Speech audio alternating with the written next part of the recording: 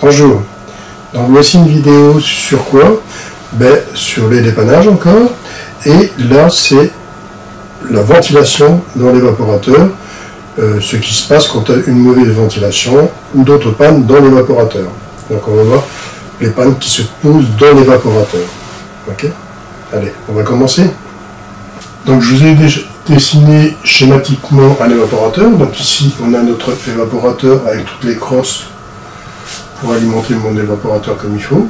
Qu'est-ce qu'on a ici? On a la ligne liquide. Bon, j'ai dessiné le désidrateur, le voyant liquide, la vanne électromagnétique, mon détendeur, mon distributeur et tous les capillaires. Les capillaires qui sont ici, on sait qu'ils doivent avoir tous la même longueur. Bon, ici pour le dessin, c'est peut-être pas de la grande précision, mais on va dire que les capillaires ont le même diamètre et la même perte de charge, donc la même longueur. Okay? On va avoir notre bulbe qui était installé à la sortie ici et notre égalisation externe après le bulbe. On va avoir notre ventilateur qui va prendre l'air, qui va le souffler comme ça. Donc celui-ci, ce sera un soufflon. Donc l'air va aller comme ça. Pourquoi? Parce que le liquide va comme ça. Donc on voit très bien que le liquide va rejoindre ici le collecteur qui est ici, qui va rejoindre ici. Donc ici, les crosses sont raccordées ici là-dessus. Ok? Donc ici, c'est schématique.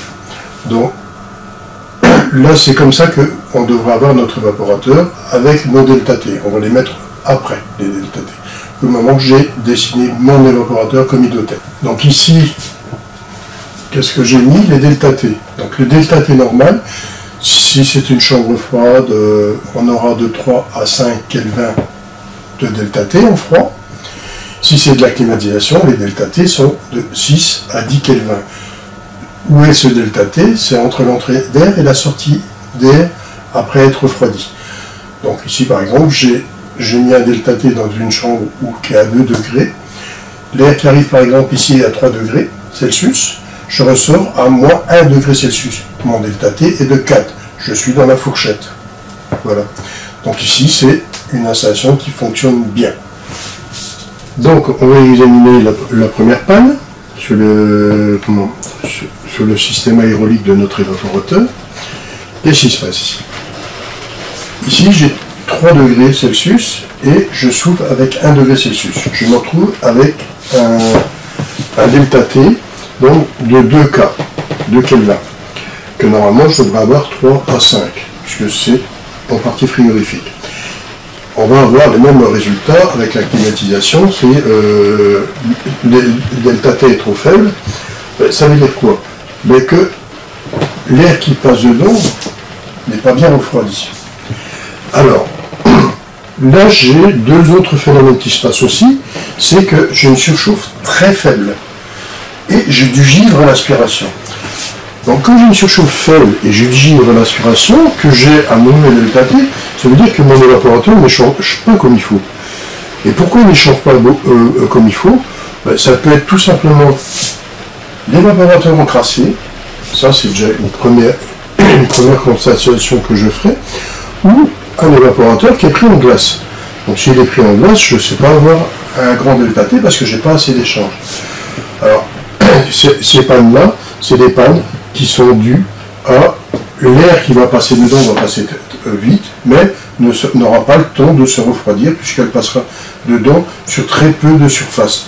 Puisque les parties givrées qui seront dedans, quand ici il est givré, elles vont faire couche isolante et j'aurai un mauvais échange.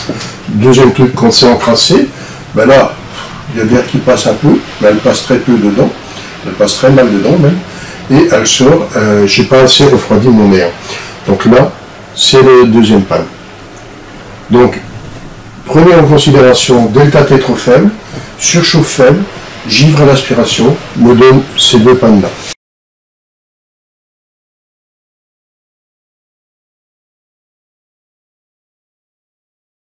Donc voici une deuxième panne. Alors cette panne-là, on voit qu'on n'arrive pas à la température. Normalement, je voulais arriver à 2 degrés, j'arrive à 8 degrés. L'air, par contre, qui est aspiré à 10 degrés, elle est repoussée et elle est refroidie jusqu'à 0 degré. Mais, donc on se retrouve avec un delta T 10. Et de plus, j'ai une surchauffe qui est très faible, qui est juste à la limite, grâce au détendeur qui lui freine, et je givre sur l'aspiration. Alors, c'est quoi? Ben, la panne, tout simplement, c'est que si j'ai un grand delta T sur mon dévapo, que j'arrive pas à descendre de température, ça veut dire que j'ai pas assez d'air qui passe dedans. Donc, conclusion, c'est une histoire que j'ai un problème avec le ventilateur. Donc, on retrouve les mêmes pannes que l'on a avec le condenseur dans les grands delta T, et une mauvaise condensation. Ici, c'est une mauvaise évaporation, puisque j'arrive pas à évaporer, puisque je me retrouve avec une surchauffe faible et du givre sur l'aspiration. Donc, je vous rappelle que le delta T, normalement, il est entre 3 et 5, et là, je me retrouve avec 10 Kelvin. Donc, conclusion, donc, comme je disais, mon ventilateur, il a un problème, soit qui peut être grippé, qui ne tourne pas à sa vitesse normale. On parle de ventilateurs mono, parce que les ventilateurs mono, c'est rare qu'ils ont des sécurités thermiques dessus, à part interne, mais les ventilateurs d'évapo, on doit mettre normalement théoriquement des thermiques de sécurité pour éviter ce genre de problème dès que ça monte en intensité et tout. Mais dès que le moteur est lancé et qu'il se met à gripper, en général c'est rare que le thermique saute parce que l'intensité ne va pas monter forcément. Le ventilateur va tourner très faiblement, mais l'échauffement ça ne sera pas assez important pour pouvoir le faire déclencher. Il va déclencher mais longtemps après. Donc ce sera thermique, plutôt thermique que intensité. Alors ce qu'on a aussi c'est que quelqu'un a changé l'hélice, il en a mis une trop petite, et du fait de mettre une trop petite, ben, on n'a pas assez de ventilation, et on va par exemple ventiler comme ça, mais on aura une partie qui ne sera pas ventilée, parce que l'hélice serait plus petite. Donc ça aussi on a comme problème, qui peut arriver.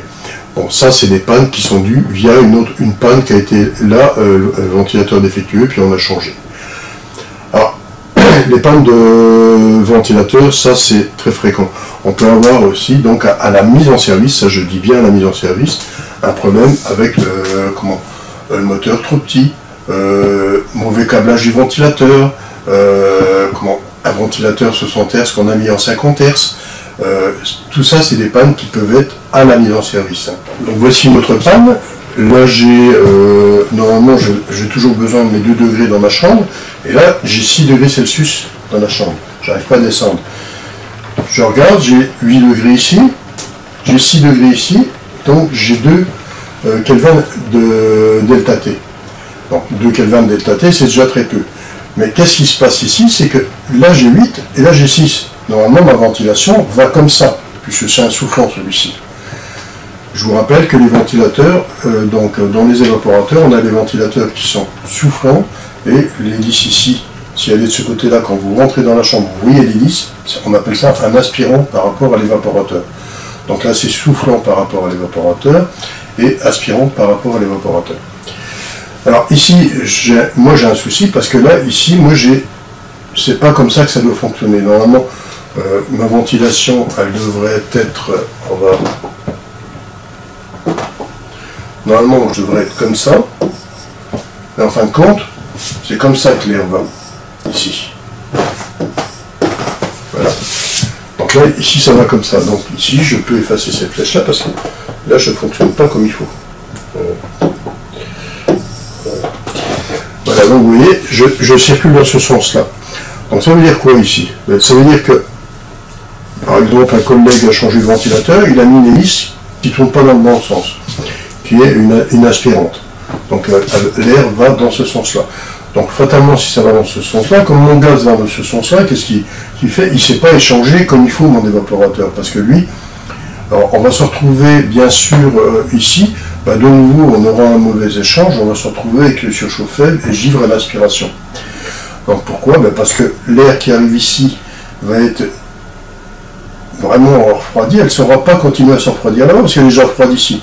Elle va rencontrer la partie plus chaude ici, et en fin de compte, l'échange sera très mauvais.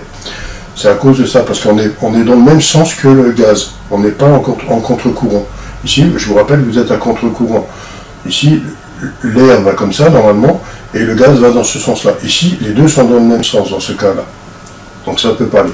Alors, deuxième panne qu'on peut avoir, et ça c'est le truc qu'on rencontre régulièrement, ça j'ai déjà cité dans les condenseurs, c'est que vous avez un électricien qui a travaillé sur le circuit du client, et puis lui, il a recablé, il n'a pas fait attention si c'est du triphasé, il n'a pas fait attention, il a une phase qui est inversée, et fatalement le ventilateur ne tourne pas dans le bon sens. Donc là, on aura un problème de débit d'air, ça c'est sûr et certain. Voilà, on a vu le côté aérolique de mon évaporateur, avec les problèmes qu'on peut rencontrer dans le système aérolique. C'est évident que les pannes que l'on a dans le domaine du froid se retrouvent dans le domaine de la clim du même genre. Hein. On peut très bien avoir un filtre sale, et le filtre sale, ben, on n'aura pas d'échange, et on se retrouvera avec des problèmes comme on a vu ici. Okay. Donc que ce soit pour la clim ou le froid, les pannes, c'est les mêmes. Sauf que les différences de température ne sont pas les mêmes. Le delta T, je vous rappelle qu'en clim, c'est noté 6 à 10 Kelvin delta T sur la clim, sur l'évaporateur de la clim. Donc fatalement, là on devra jongler avec ça. Ça va? Allez, je vous souhaite une bonne fin de journée, à bientôt.